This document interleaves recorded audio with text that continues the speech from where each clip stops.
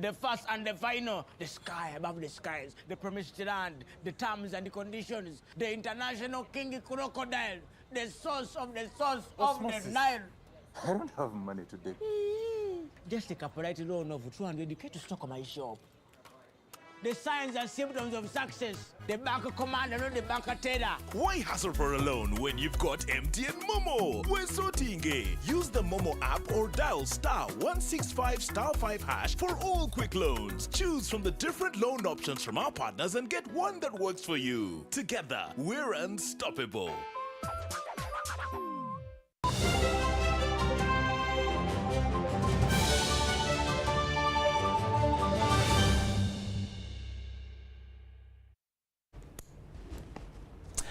It is Tuesday, the 19th day of March 2024. Hello there and welcome to News Tonight. First though, let's have a look at our top stories.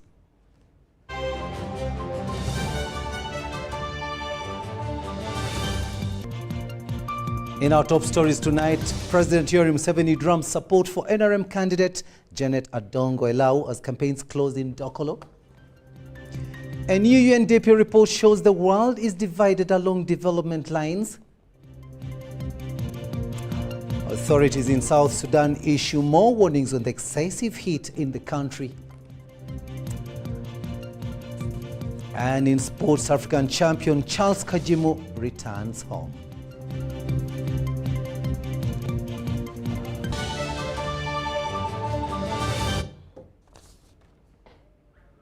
Hello there and welcome once again. We are coming to you live online and on air from Broadcast House here on Nile Avenue.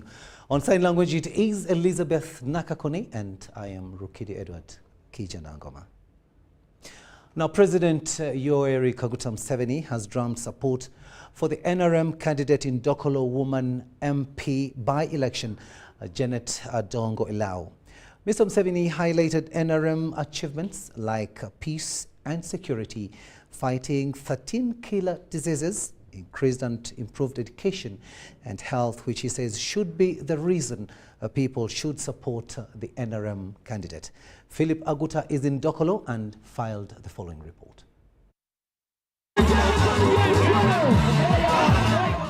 President Museveni, who is the NRM party, arrived in Dokolo at midday to drum support for the NRM candidate in Dokolo woman MP by-election, Janet Adongo Elau. He addressed two separate rallies. The first rally was held at Atabu Primary School in Dokolo North constituency. Museveni highlighted some of the achievements of the NRM government. In his speech, he singled out road infrastructure and health as the NRM government major strength, in which 13 killer diseases have been dealt with. The road from Soroti to Rina was Maram. We have tarmacked it, and now we are doing it again. And we have got plans for the other roads. Like Dogoro, Amorata, Namasari. That's what we are planning to tarmac. However, he was quick at identifying corruption as the leading factor for absence of drugs in many of the health facilities in the country. Like vaccination. The diseases which are here, where are they now? Who is polio? Lack of electricity connection is another impediment affecting Dokolo, where only 2 sub-counties out of 5 are connected to national grid. However, he directed officials from the Ministry of Energy to address the matter with immediate effect to spur economic growth in Dokolo. The RDC, or the Minister from Northern Uganda, should call the people of the electricity to give clear answers why. Because we have got surplus power for which we are paying even when we are not using. But people in Bata don't have electricity. What is the problem?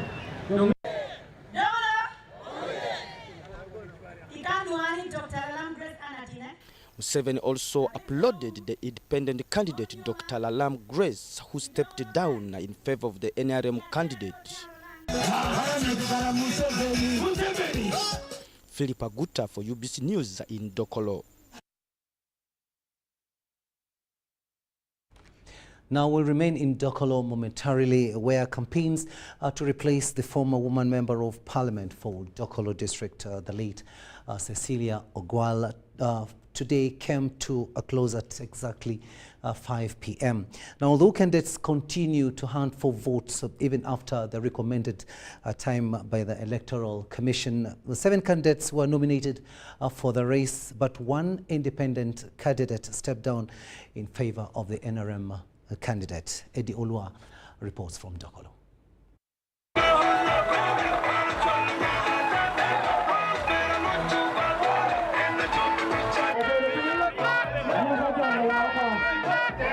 She wanted to improve the economy of Dokolo. This is a project that has an international dimension, and this is why I believe it was important for me to show myself as a candidate that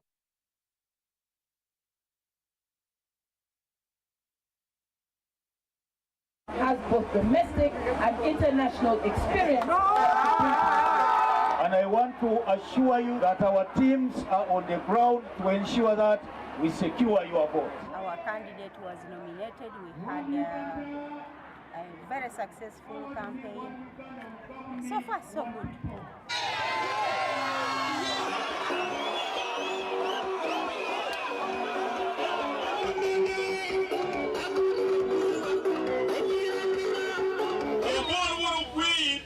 UPC,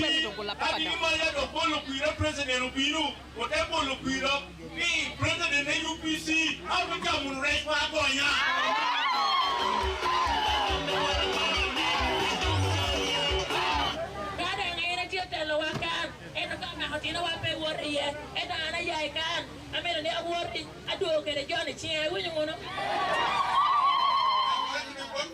And pave the way for me for 2026. You're very sure? Yes. Okay. Because I don't call you this one.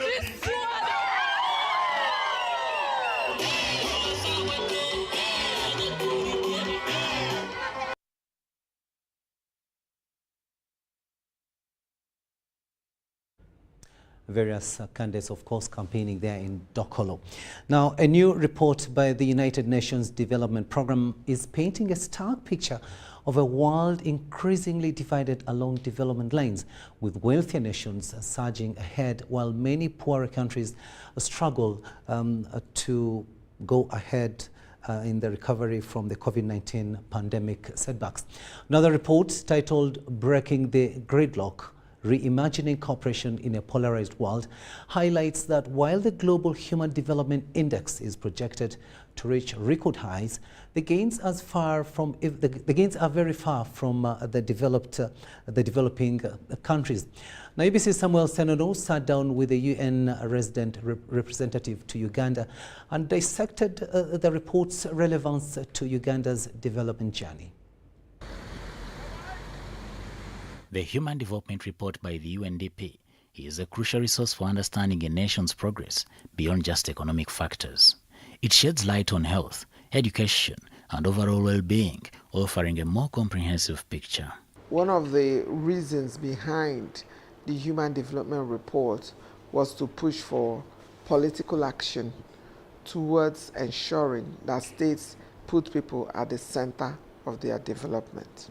This report highlighted that half of the world's poorest countries haven't recovered from the COVID-19 pandemic's blows. All of those gains we made in 1-2 decades of pushing development to be people-focused has been eroded somewhat.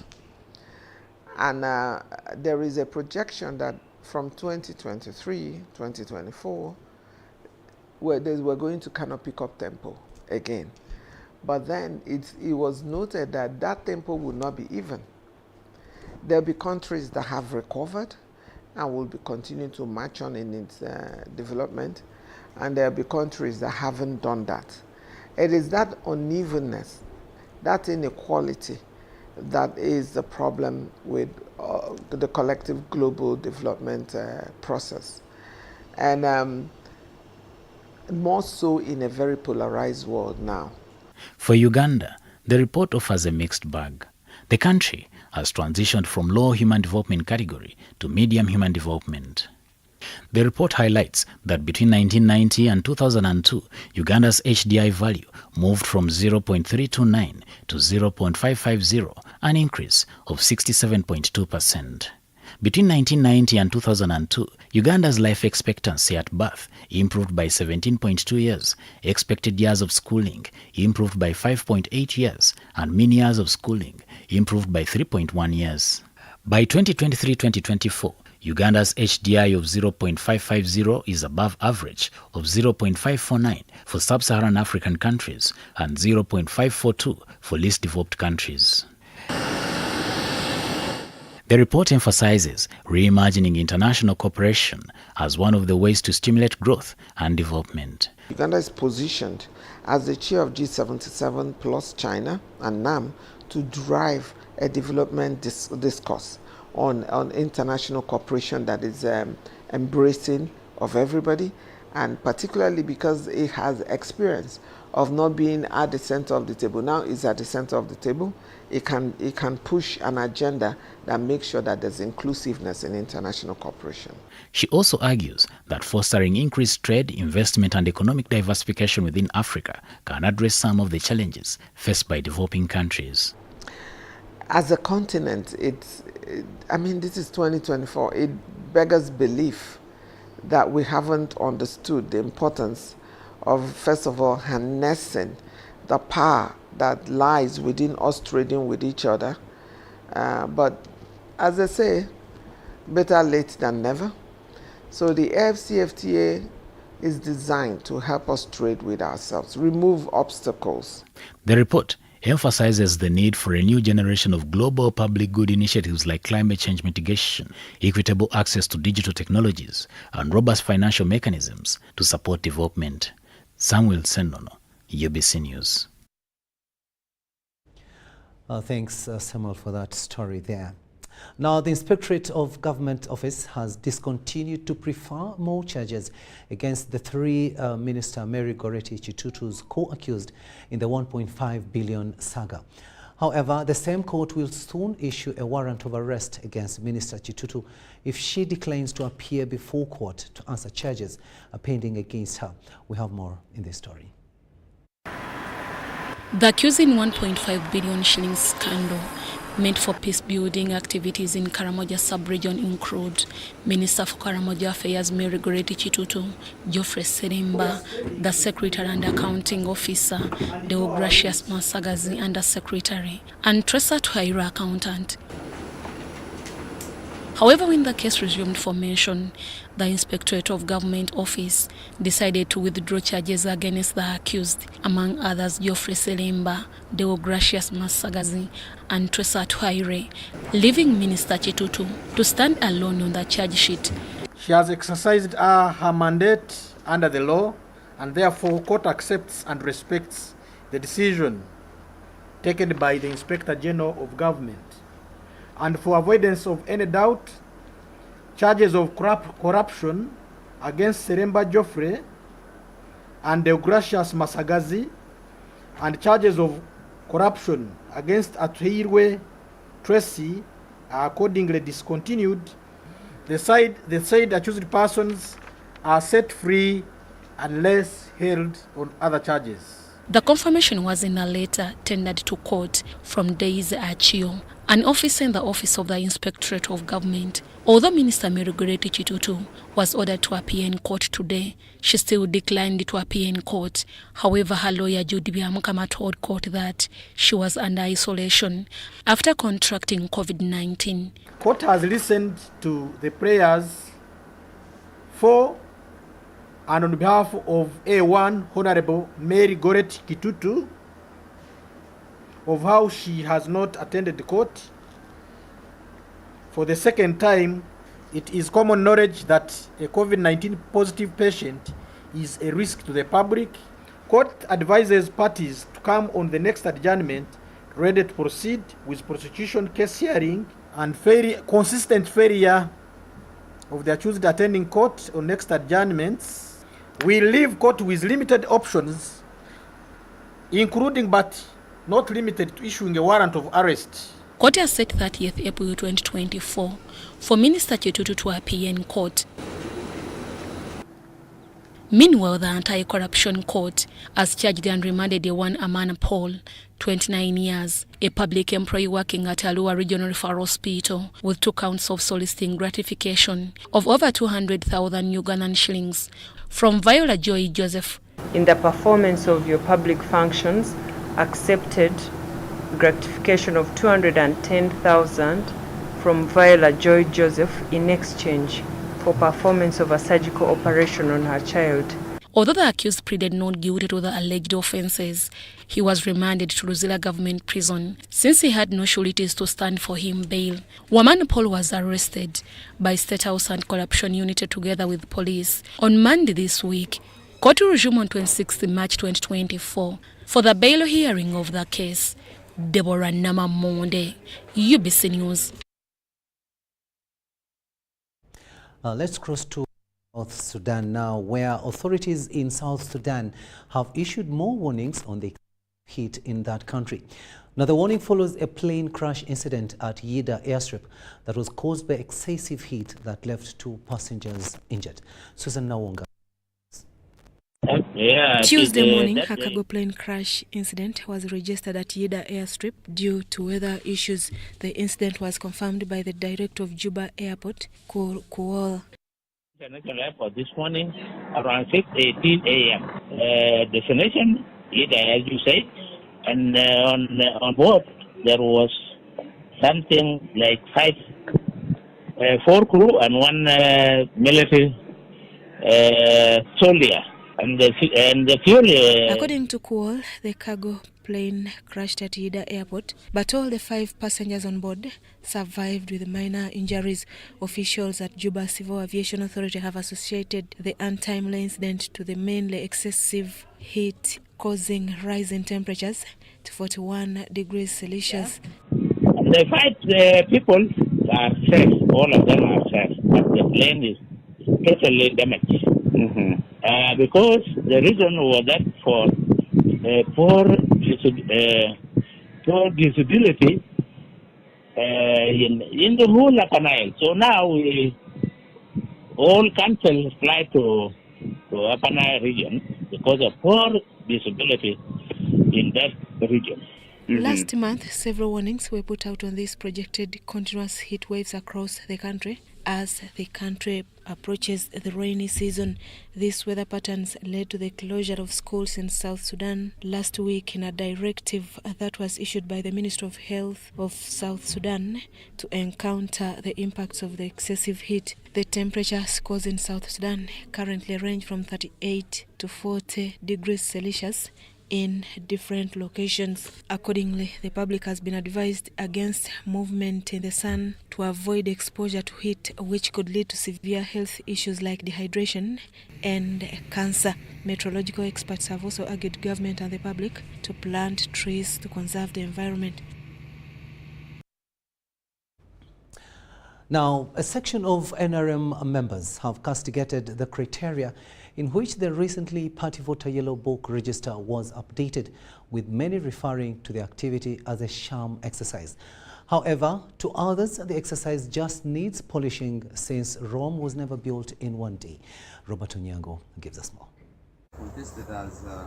Although the NRM party closed the registration and update of voter registers on Sunday 18th March 2024, there seems to be a section of aggrieved party members questioning the entire registration and update exercise. Some officials at NRM Secretariat misled or misguided our beloved President of the Republic of Uganda, none other than General Yoweri Kaguta Museveni.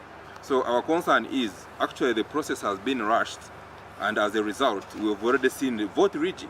These party members from Bukasa Parish in Makinje Division, a suburb of Kampala, faulted the party leadership of manipulating the process. The registrars conspired with Mr. Yasin Omar to select the branch registrars. Now, what these registrars have been doing on ground, they have been cancelling every name of a person who is not in favor of Yasin Omar. So as an mobilizer, I failed my party because I'm sick.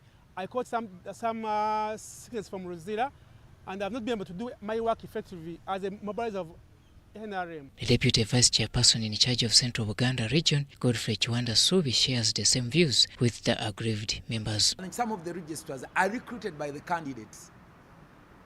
So if a registrar is recruited by a candidate, he goes to register only people who support his particular candidate. So that's dangerous. Chiwanda revealed that the party has failed to learn from its past mistakes. Even before you set in for new elections, first know where did we go wrong, what went wrong in the past primaries. If we have registrars that had caused us havoc in the past elections, and we are including the same people on this to be the registrars this time. Is the extension of the alleged sham exercise an option on table for consideration? As Central Executive Committee, we still think that the registration of a party like the National Resistance Movement should be ongoing, should be there like permanently on the village. Villages should be empowered with information. If the book is on the village, the party secretary, the chairperson, the treasurer, we have committees in the villages, can even be able to recruit the members, and this should be continuous. I do not see it being continuous. It will cause us, again, a problem. Why? You'll get people infiltrating the register. You'll get people now with personal interest. However, Salim Uhuru, the NRM chairperson for Kampala Central, holds a contrary view about the concluded registration and update of the party voter register. You very well know, in the last elections, there have been a lot of battling, a lot of fighting, and that's why you got a lot of independence. So this time, to avoid the independence, we must have a clean register, whereby when you have a clean register, you're going to have a clean election. So the best part is we are going to line up like normally. With other party members looking satisfied with the process, others are petitioning the party chairman Yoweri Kaguta Museveni to have a close look into the party calendar and the individual behaviors. Yasin is targeting only the NRM members, the chairman NRM, the village chairperson, the mobilizers. We don't know what is the ethics behind this. I'm appealing to NRM party leader like our chairman of the party, our beloved president. Please help us as the chairman of the party to look into our problems. We are going to sit as members of the Central Executive Committee. We've requested to meet His Excellency the President, our chairman, and if he happens to have time, we shall meet and talk about this. The registration of the party members is what in the end culminates into the formation of the final voters register, and if not properly handled, it may drive the yellow camp into bloody and violent party primaries. Robert Nyango, UBC News. We'll now be taking a short break and we'll be returning with much more. Do stay with us.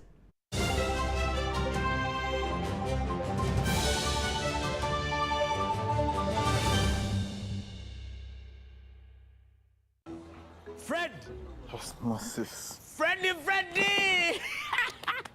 Fred Dollar, my boss, CEO Inojo, the general of generals, the conqueror of conquerors, the first and the final, the sky above the skies, the promised land, the terms and the conditions, the international king crocodile, the source of the Osmosis. the Nile. I don't have money today. Just take a polite loan of 200k to stock my shop. The signs and symptoms of success. The bank commander, not the bank teller. Why hassle for a loan when you've got MTN Momo? We're sorting it. Use the Momo app or dial *165*5# for all quick loans. Choose from the different loan options from our partners and get one that works for you. Together, we're unstoppable. Have you packed Marvin's Harbour Jelly and Harbour Fog? Yes, we packed. It will protect your skin from skin rashes. Marvin's pack. It is a new improved Marvin's Harbour Jelly. So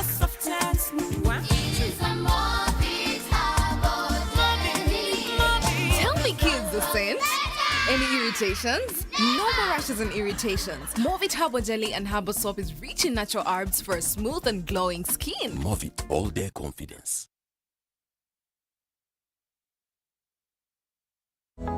Gavumenti ya Uganda wamu n'ekitongole kyayo ekivunaanyizibwa ku bibalo ki Uganda Bureau of Statistics UBOS bategeeza abantu bonna abakwatibwako okuli abakulira abakozi ba gavumenti ku district, bameeya, ababaka ba pulezidenti, bakkalaani, bakkansala, bassentebe b'ebyalo, abatuuze n'abasuubuzi bonna okukwatagana n'abakozi ba UBOS abatandisedde okweteekerateekera omulimu gw'okubala abantu n'ebyabwe okw'okubaawo ng'ennaku z'omwezi 10 omwezi ogwokutaano 2024 okubala abantu kwakumala ennaku 10 n'ekigendererwa ekyokumanya omuwendo n'ebifo ku tuli bameka, tuliwa, tubeera tutya, tulina ki era wa gye tujja obuweereza.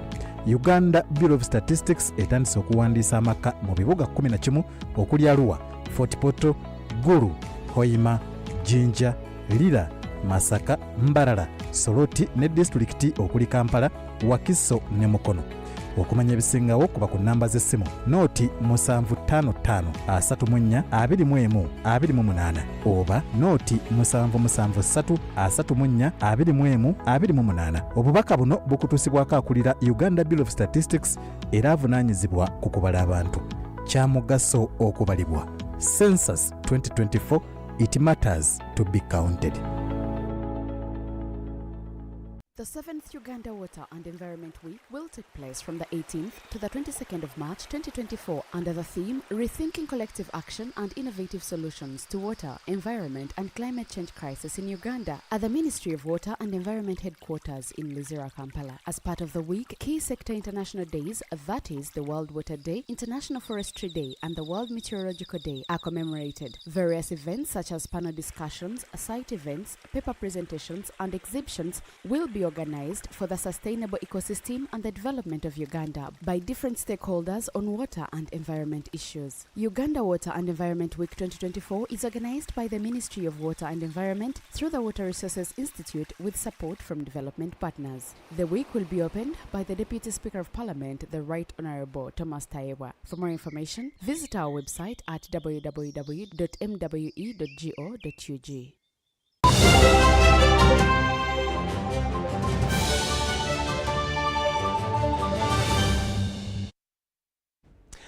Welcome back from that break, and this is News Tonight here on UBC TV. A warm welcome to those of you just joining us. The Ministry of Education and Sports is set to enforce compulsory universal primary education commencing next year. Now, this comes after the government allocated over 300 billion shillings capitation grant for primary learners to enable implementation. Minister Muyingo was at the media center ahead of the International Day of Education, slated for the 21st at Kololo Independence Grounds. We have more in this story. The Minister of Education is set to implement a number of programs to empower students with skills and knowledge necessary for success in the 21st century. This milestone serves as a testament to our unwavering commitment to ensuring that every child has an opportunity to fulfill their potential through education. The total budget for education and sports in Uganda stands at 666 billion Uganda shillings, inclusive of external financing. Next year's programs include compulsory universal primary education with a grant of 300 billion for primary learners. The O-level learners capitation grant stands at 175,000 and 270,000 for universal post-ordinary level education training, UPOLET, respectively. These statistics underscore our dedication to providing adequate resources for education. As government, we are proud and to announce that primary schools, many of our primary schools will be rehabilitated in the coming financial year. Over 120 billion has been put aside to rehabilitate our primary schools, which is a significant step towards improving access. And of course, we are also going to construct 247 seed schools. Currently, there are 37,486 secondary teachers. Out of these, 1,668 deployed from January this year to date. The increase, especially through UPA, has boosted enrollment rates for children from low-income families. Minister for Education and Sports, John Chrysostom Muyingo, was addressing the press at the Uganda Media Center ahead of the International Day of Education, set for 21st March. The event on the theme, Learning for Lasting Peace, will take place at Kolo Independence Grounds, where President Museveni will preside. In addition to celebrating the International Day of Education, we will commemorate 27 years of universal primary education. Prior to the event, a number of exhibitions will take place showcasing remarkable strides made in the sector. Mutonyi Hilda, UBC. The Inspectorate of Government has embarked on a crucial phase of engaging stakeholders in the health sector.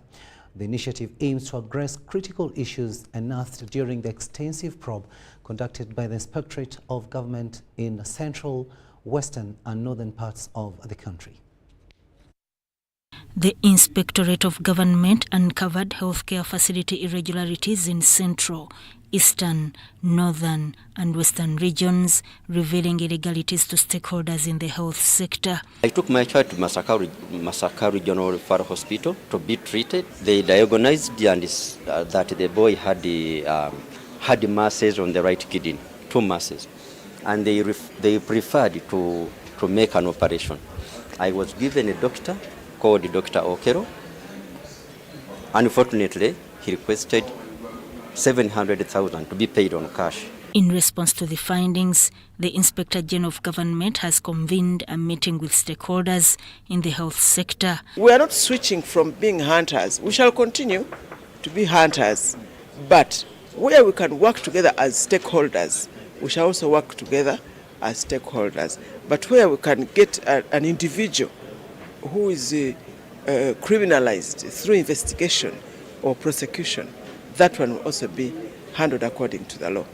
Stakeholders have been encouraged to provide insights, feedback and recommendations to improve healthcare delivery across the regions. The issue of being permanent and pensionable and making it very difficult for a public servant to be punished, that was mainly, I think, because of labor unions. It was really unions which wanted to strengthen their members. But if it is not working, then we need to revisit it. So people are held accountable, and if they don't deliver, they should go. Issues such as inadequate staffing, insufficient medical supplies, infrastructure challenges and lapses in service quality were discussed with a view to formulating comprehensive strategies for improvement. Because I have listened, and I don't contest any of the findings. The first one, I think we should step up inspection. When we decentralize, MDAs, we are given functions in the law. They are not doing it. And I want to read it verbatim so that we see where the problem is. People normally think the problem is local government. I want to read it here. That for purposes of ensuring implementation of national policies and adherence to performance standards on the part of local governments, ministries shall inspect, monitor, and where necessary offer technical advice, support, supervision, and training within their respective sectors. The victims to poor service delivery shared their insights on what transpired during their stay at government hospitals.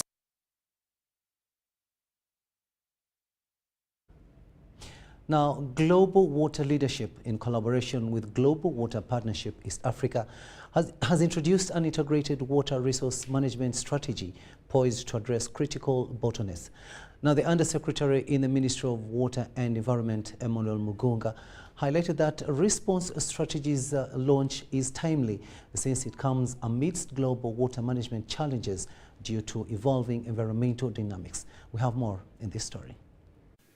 Recognizing the urgency of the situation, the strategy aims at streamlining the rollout process of Iran and WASH programs, ensuring effective adaptation to the changing landscape. We have seen over the years budgeting for IWM in piecemeal. It has been silent. There have been programs of IWM and WASH. But even in the budget, if you look at the NPS, the budgets that have been proposed on an annual basis, a budget that is dedicated for IWM is unclear. So what that now means with this strategy is that we must begin to budget deliberately for IWM. The other thing also is that IWM came and was done at catchment level. It never trickled down. IWM is, like we all said, all stakeholders, meaning that it must directly impact the mwananchi. The mwananchi must understand what the concept of IWM is, even at household level. Integrated water resource management serves as a cornerstone for sustainable water usage, encompassing various sectors such as conservation, allocation and management of water resources across different sectors. Bridging the gap between integrated water resources management and WASH services, the program has laid a solid foundation for holistic and sustainable solutions to one of our most pressing challenges. The proposed response strategy, developed through the extensive stakeholder consultations and root cause analysis, serves as a guide for overcoming the barriers hindering the implementation of climate resilience, integrated water resources management and WASH services in Uganda. Collins Twaheyo, a representative of Global Water Leadership, emphasized the significance of collaborative efforts in addressing the challenges associated with water management. The challenges posed by evolving environmental factors demand a collective response. Through strategic partnerships and concerned action, we can overcome barriers and foster sustainable water practices globally. Inclusiveness, where we also see the root causes to this was the existing laws and policies which do not explicitly cater for the marginalized groups. Climate change resilience, where the root cause is the budgets for Ministry of Water and Environment do not adequately address inclusiveness to gender and climate resilience. The response strategy is designed to facilitate the effective implementation of IWAN and WASH programs by identifying and addressing key bottlenecks that hinder progress. Irene Faith Nantongo, UBC News.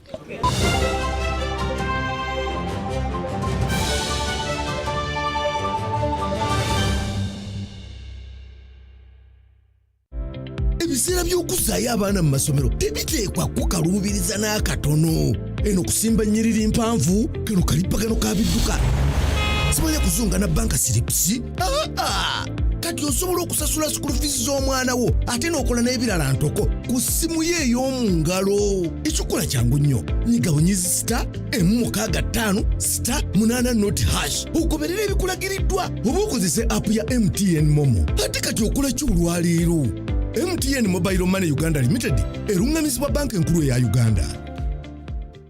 Attention everyone, the Ministry of Health has planned to vaccinate all persons aged 1 year to 60 years old to protect them against yellow fever disease. The mass vaccination will take place in 53 districts in these regions: Kampala, Buganda, Teso, Ankole and Karamoja. Vaccination is free and available at all government health facilities and outreach posts in these regions. The vaccination campaign will take place from April 2nd to April 8th, 2024. The vaccine is safe, effective and free of charge and has been approved by World Health Organization and Ministry of Health. This message is from Ministry of Health with support from Gavi. Are you planning or in the process of traveling abroad for work? Using irregular channels to find and travel for work abroad often seems cheaper and faster, but you risk being trafficked, mistreated, or forced to do work you did not agree to. Using proper channels is safer, offers more protection, and better access to support services when problems arise. Do not be deceived. Choose the proper channels. Always verify all information before traveling abroad for work by contacting the Ministry of Gender, Labour and Social Development, your local district labour office or DSOS office. You can also visit EEMIS website on eemis.mglsd.go.ug. This message is brought to you by the International Labour Organization with support from the Government of Switzerland. March is the month of film magic as the Uganda Communications Commission brings you the regional film competition. Experience the excitement across Uganda. Northern region in Moroto from the 4th to the 8th of March. Eastern region in Jinja from the 11th to the 15th of March. Central region in Mitiana from the 18th to the 22nd of March. Western region in Kasese from the 24th to the 27th of March. Come and watch some of the best films made by your very own creative minds on their way to stardom. Follow and support the different nominees as they battle for top honors in each regional film competition. The winners will walk away with prestigious awards and exciting prizes. The regional film competition is powered by the Uganda Communications Commission, increasing diversity of Ugandan content. Juko. Yo. Check the shopping, man. What's your secret? Haven't you heard of the parish development model PDM? Yes, I did, but I thought it was just a talk. No, Sebatia. It is real. I and a few friends together formed a circle, accessed money from the PDM, invested in a portrait project, and now things are moving. Juko. I thought I was one of your friends. You are. But you left me behind. I didn't leave you in poverty. What you do, just visit your LC2 chairperson and your parish chief and start the process of economic transformation. Just like that. The parish development model is an initiative from the government of Uganda through the Ministry of Local Government designed to transform all lives of Ugandans for the better. PDM, my parish, my development, my life.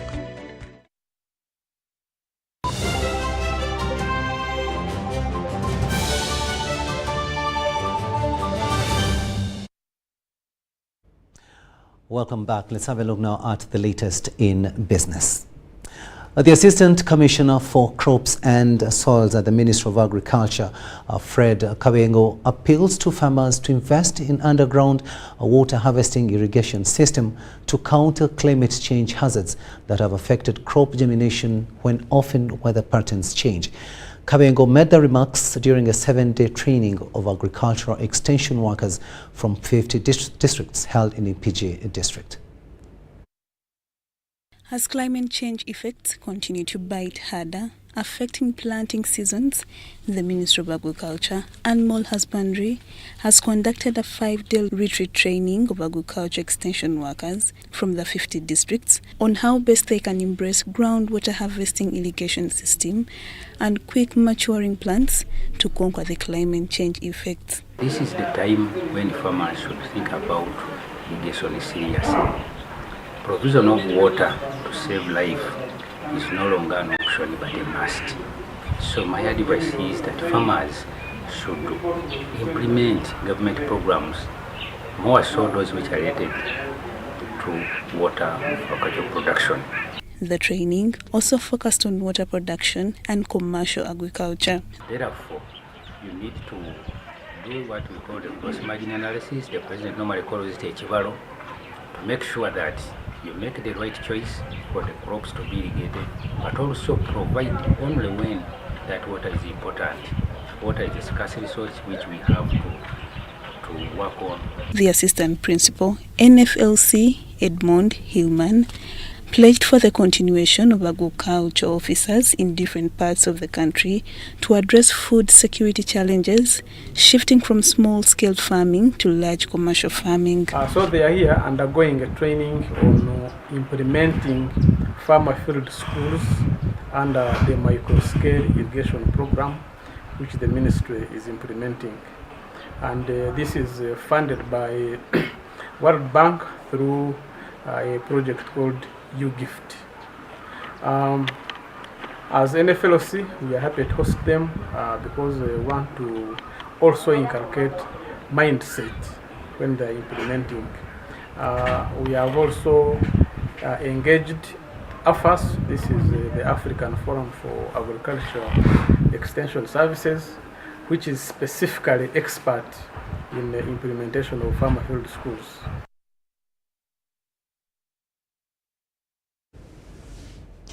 MTN Uganda has launched the Women Accelerator program, whose goal is to enhance inclusiveness and equity. At least 15 billion shillings has been set aside by the telco to empower women entrepreneurs, in addition to imparting various skills to help them succeed in their different ventures. Dennis Igoa gives us more. MTN Uganda has partnered with various ecosystem partners to kick off the Advancing Women Entrepreneurs Accelerator program, AWE. Launched in October 2023, the initiative aims to advance women entrepreneurship. According to Sylvia Mulinge, the Chief Executive, MTN Uganda, 118 women have been selected for the groundbreaking. As we look to change, we have started off by saying out of all the amount of money that you're spending in our budget from a CAPEX and OPEX perspective, we have opened up a pool of 15 billion shillings that we believe women can be able to access through this program. So all of those who have made, there are 118 of them, there's opportunity for us to be able to do business with MTN, and as we continue along this path to do business with the MTN ecosystem.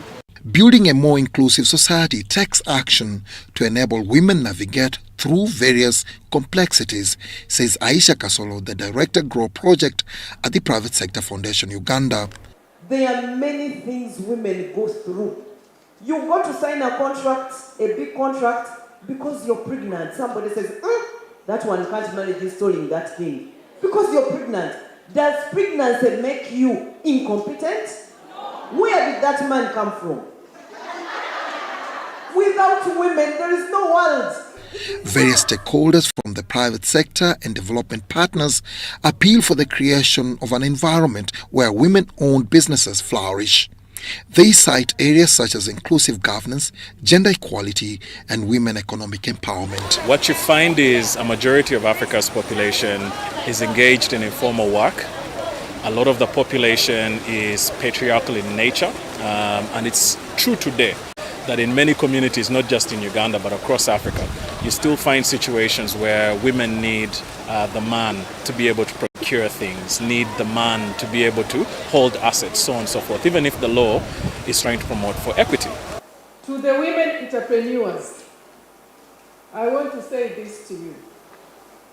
You are the backbone of our economy in Uganda, so congratulate yourself. Your contributions are invaluable. As you embark to this journey with us, know that we are here to support you every step of the way. The MTN AWE project, whose purpose is to empower female entrepreneurs within the technology sector, is implemented in partnership with MTN Momo Limited, ATC, DFCU Bank, NSSF High Innovator, the Innovation Village, and UN Women. Dennis Igoa and Laura Nagaba for UBC News.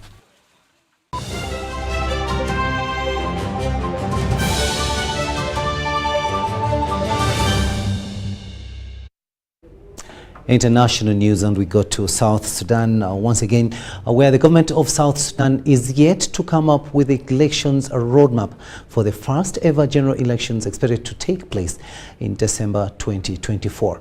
The Deputy Minister of Foreign Affairs and International Cooperation, Ramadan Mohamed Abdallah, says the government is in the harmonization process to ensure a smooth process.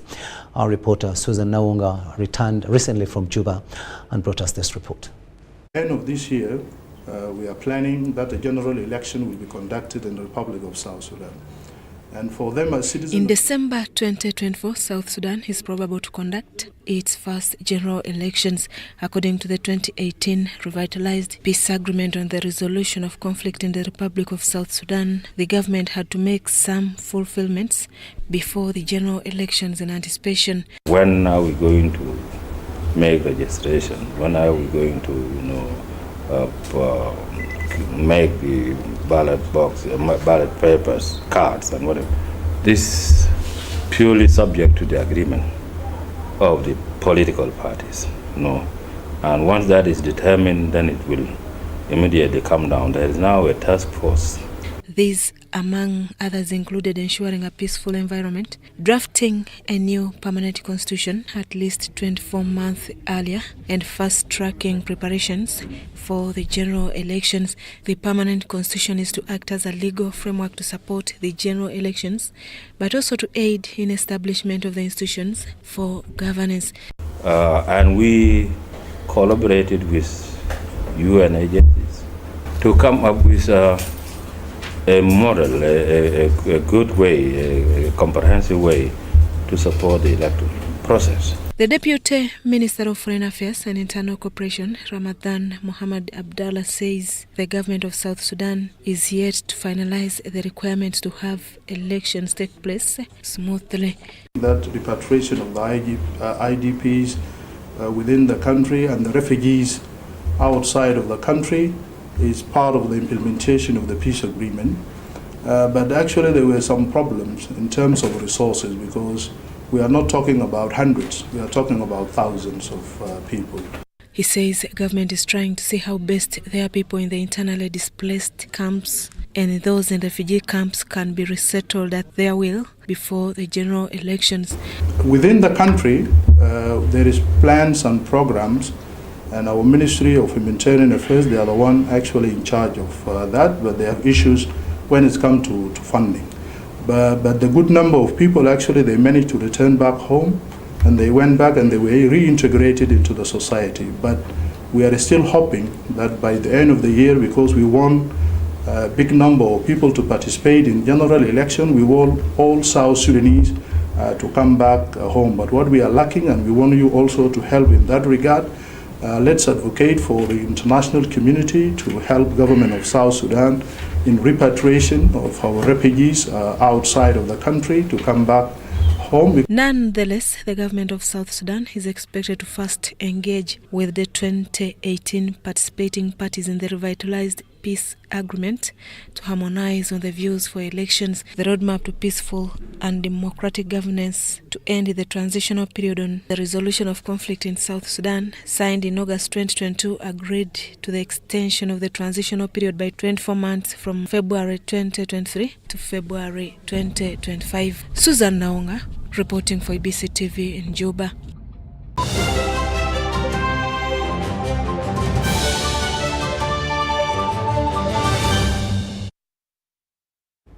Sports news now, and Uganda's African Games individual time trial cycling gold medalist Charles Kajimu has returned home.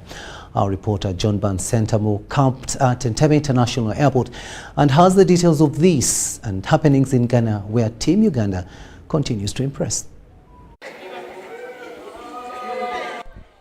A handful of cycling enthusiasts braved the night to welcome African Games individual time trial gold medalist Charles Kajimu.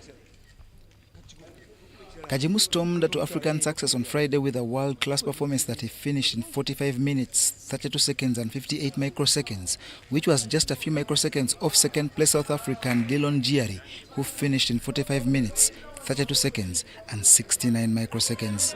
It was an uneasy thing. It was really challenging to do such races in such weather and environment in Ghana, but yeah, luckily we managed to conquer the challenge, just everything that came our way, and finally we managed to win. So we are really happy to be home, and yeah, we are really happy to be back home with gold this time. Kajimu at Entebbe International Airport was flanked by teammates Lawrence Lorot and Paul Lomuria. I think the experience was good. The racing was really super solid, but we really managed to compete because we didn't go there just to try, but today I think we really went to really compete to make something, like to make a difference in the past years that we used to go for trials and check out ourselves where we are rated, but this time I think we've really been really solid in the peloton and in all the sport that we've done. And I rode on the Individual Trial. I was the 5th in under 23. The team was welcomed by Uganda Cycling Association President Muwonge Mahabba. When you look at cycling has become more popular, and we need more funds to get more riders, and we need more equipment. While at the games, where 4 cyclists, including Jordan Schleck-Sekanwaji, represented, Uganda participated in the road race, criterium, and individual time trial. They took a decision to withdraw from the team time trial to allow focus on the individual time trial, in which Kajimu is a light continental champion. There were some big decisions for us to make. Glad we took them and the players accepted.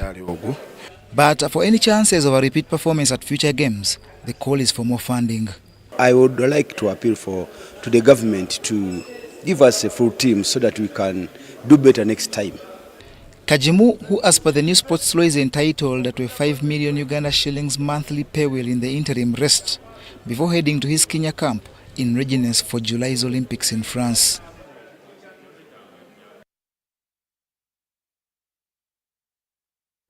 Our reporter John Burns Sentamu ending that story there, and that almost brings us to the end of this bulletin. But before we leave you, let's have a recap of our top stories.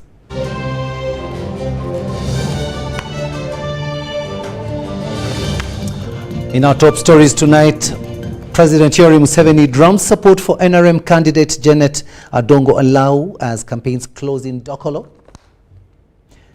A new UNDP report shows the world is divided along development lines. Authorities in South Sudan issue more warnings on the excessive heat in the country.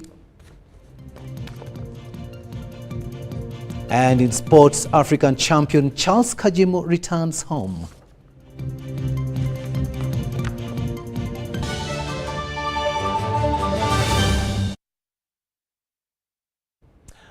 And that's all we had time for. Thank you so much for having kept us company. On sign language, it has been Elizabeth Nakakoni, and I am Rukidi Edward Kiijanangoma. But we'll leave you with the weather forecast with Nanteza Juliet, who is at the Weather Center on standby. This time of the day when we bring you the latest weather forecast from Uganda National Meteorological Authority. My name is Juliet Nanteza. Bright and sunny conditions prevailed in most areas. When we take a look at the satellite imagery today, it shows that we still have a low pressure center on the tip of South Africa and then in the Indian Ocean that is sucking all the moisture, leaving us with clear skies, together with the dry and hot winds blowing from Arabian Ridge towards our country. In the morning, Central, we expect to wake up with thunder showers, that is for Kampala, Masaka, and Mubende. Elsewhere, we expect to wake up with sunny intervals. Eastern, we expect to wake up with sunny intervals in most areas. The western stretch, we expect to wake up with thunder showers in Kasese towards Masindi.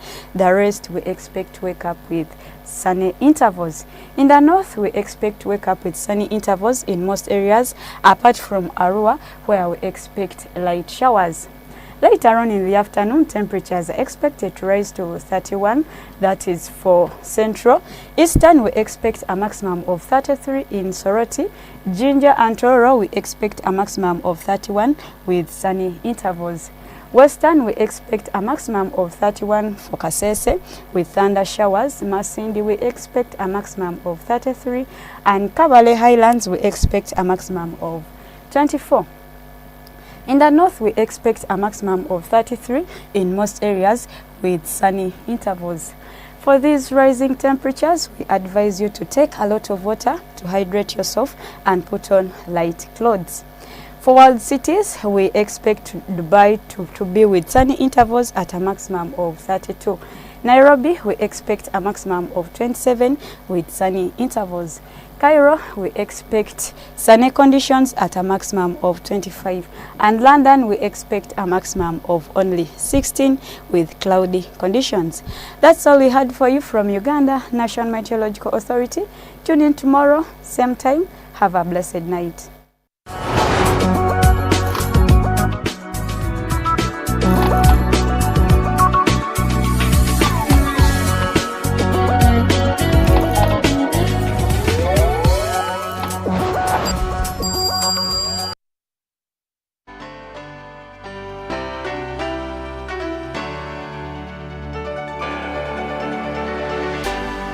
UBC, inspiring Uganda.